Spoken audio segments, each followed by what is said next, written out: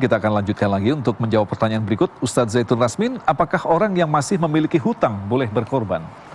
Ya, kalau secara hukumnya jelas boleh.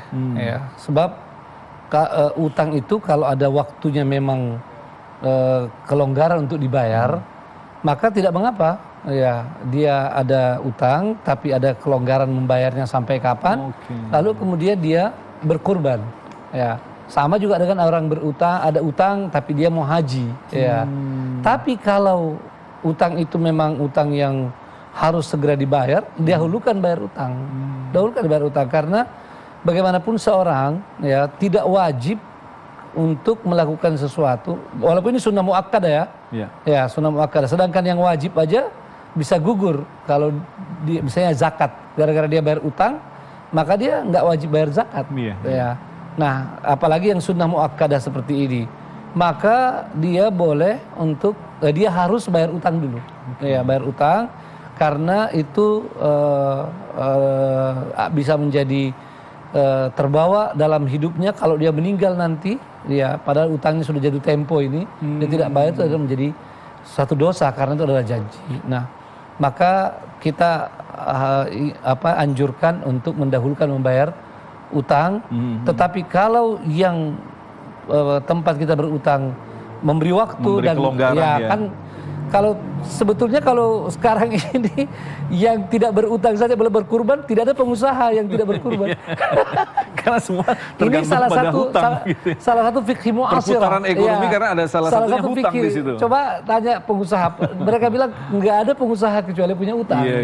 Nah, jadi ini utang yang istilahnya memang sudah ada jadwal pembayaran. Artinya kalau orang kan hutang itu tergantung tenggat waktu begitu, apalagi kurban bisa dilakukan di setiap tahun begitu ya. Seperti itu ada harta benda yang bisa pakai membayar.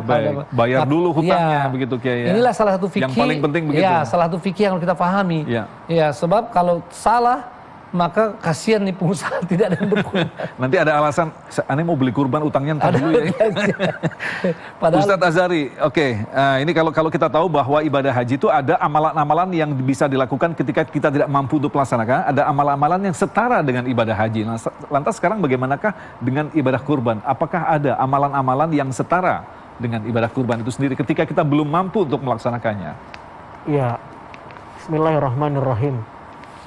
Saya kira kalau soal setara dan tidak setara itu ada pada kalkulasi Allah, dan tentu hitung-hitungan Allah berbeda dengan hitung-hitungan kita. Yang harus kita pahami adalah Islam memberikan kesempatan yang sama kepada semua penganutnya untuk bisa beribadah mastata'tum dalam bahasa di situ sesuai dengan kemampuan kita.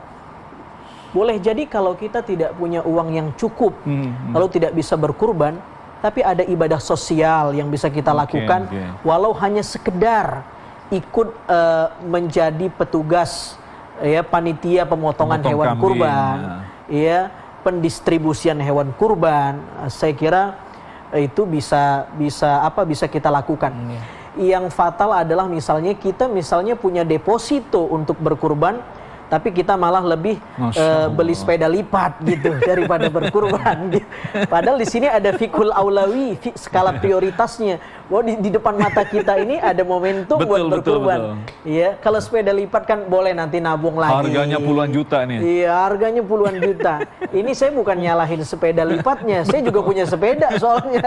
Ya, tapi nggak nyindir siapa-siapa. Nggak nyindir siapa-siapa. Cuman nggak bisa dilipat ya. Cuman nggak bisa dilipat gitu ya.